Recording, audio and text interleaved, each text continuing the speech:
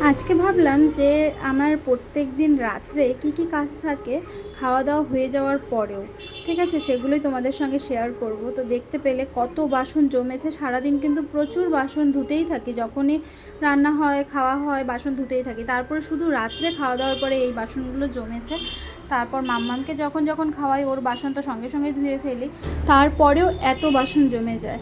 আমরা যারা গৃহবধূরা আছি তারা কিন্তু সবাই জানি প্রত্যেকেরই কিন্তু সারাদিনে কাজের কোনো শেষ নেই।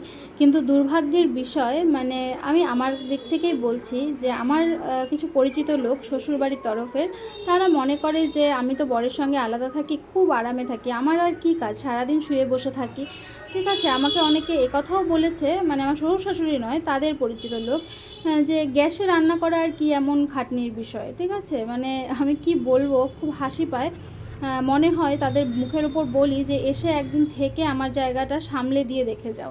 একা বাইরে থেকেছি, কত ঝড়ঝাপটা যে আমাদের ওপর দিয়ে গেছে আমরা দুজনেই জানি। মাম্মাম কত অসুস্থ থেকেছে, ওকে নিয়ে ডাক্তারের কাছে যাওয়া, বাইরের জায়গায় থাকতাম, কাউকে চিনি না, একটা বিপদ হলেও পাশের লোক ছুটে আসবে। দেখো আমরা যদি নিজের লোকালিটিতে থাকতাম তাহলে কিন্তু আশেপাশের লোকজন তারাও একটা বিপদে এগিয়ে আসে, কিন্তু আমরা যেহেতু বাইরে থাকি কেউই তো আমাদের বিপদে পাশে দাঁড়াবে না, বলো, আমাদেরকেই নিজের কাজ নিজে করতে হয়েছে সবটাই। তো একটা কথা আছে না, যে মায়েরা যেরকম মেয়ের কষ্ট বোঝে, শাশুড়িরা যদি বউয়ের কষ্ট বুঝতো তাহলে হয়েই যেত। কেউ কখনো আমাকে জিজ্ঞেস করেনি যে তোমার কি একা একা মেয়েকে সামলাতে, পুচকিকে সামলাতে কষ্ট হচ্ছে, তাহলে তুমি এখানে চলে আসো। এইটুক কথা আমি কারো কাছে কখনো পাইনি। তো তারপরেও লোকের কাছে সব সময় আমরাই খারাপ থেকে যাই, ছেলের বউরাই খারাপ থেকে যাই, তাই না? যাই হোক, সেসব কথা ছাড়ো, এসব কথা বলতে নিলে কখনো শেষ হবে না। তো দেখো, বাসনপত্র ধুয়ে আমি কিন্তু রান্নাঘর একদম টিপটপ করে রাখি, কারণ সকালে আমার প্রচুর তাড়াহুড়ো থাকে। তো আমি একদম বাসন টাসন ধুয়ে জল ঝরতে রেখে দিয়েছি, জল ঝরে গেলে সব তুলে রাখবো ওপরে। আর তারপর রান্নাঘরটা কিন্তু একদম পরিষ্কার করে আমি মুছে টুছে পরিষ্কার করে নেব, কারণ সকালে খুবই তাড়াহুড়ো থাকে। মামামের বাবা অফিস যায় 9টার মধ্যে, তার আগে আমাকে স্নান, পুজো, রান্না, মানে সব কমপ্লিট করতে হয়। তো সেই জন্য সকালের ভরসায় আমি আর কিছু রাখি না।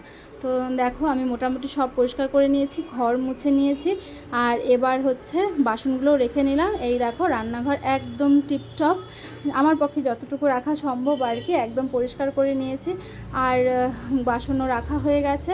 আর এই দেখো, এই চামচগুলো না এইদিকে রাখলাম, ওইদিকে জলে ভিজে নষ্ট হয়ে যাচ্ছে, সেই জন্য।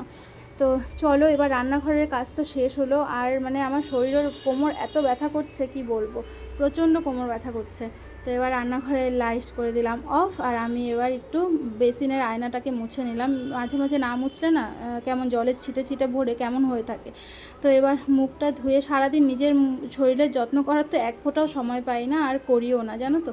তো এই রাত্রেই শুধু একবার একটু ফেস ওয়াশ দিয়ে মুখটা ধুয়ে একটু ক্রিম দেওয়ার চেষ্টা করি। তো এবার এই নাইটিটা পরে এত কাজ করলাম, এবার ড্রেসটা চেঞ্জ করব। আর মাম্মাম দেখো এদিকে প্রচণ্ড দুষ্টামি করছে, ও কিন্তু ঘুমায়নি।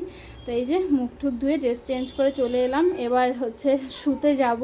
তাও আবার মাম্মাম যখন ঘুমাবে তখন, ও তো এখনও ফুল এনার্জি নিয়ে খেলেই যাচ্ছে। তো ওর খেলা শেষ হবে তারপর তো ঘুমাবে। তো কি বলবো, এখন কিন্তু প্রায় 11:30 বাজে।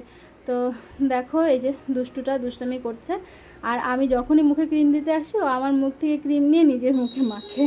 তো আর এখন ওর এই দুষ্টমিগুলো না ভীষণ ভালো লাগে। আর একটু কথাও বলে এখন, মানে কি কি বলে বোঝা যায় না, কিন্তু বলার চেষ্টা করে। তো দেখো, সারাদিনের ক্লান্তির পরে যখন ড্রেসটা চেঞ্জ করে ফ্রেশ হয়ে মুখে ক্রিম ট্রিম দিয়ে একটু বিছানায় যাই, তখন মানে একটু রিল্যাক্স লাগে। সারাদিন এই বাচ্চাকে সামলানো, এত দুষ্টু বাচ্চা, কি বলবো, মানে নাজেহাল হয়ে যাই আমি। তারপর রান্নাবান্না থাকে, সংসারের সমস্ত কাজকর্ম থাকে। তো যাই হোক, দেখো, আমার সমস্ত কাজকর্ম শেষ করে এবার আমার শুতে যাওয়ার পালা। তো এই ছোট্ট একটা ভিডিও তোমাদের সঙ্গে শেয়ার করলাম। সবাই ভালো থেকো, টাটা।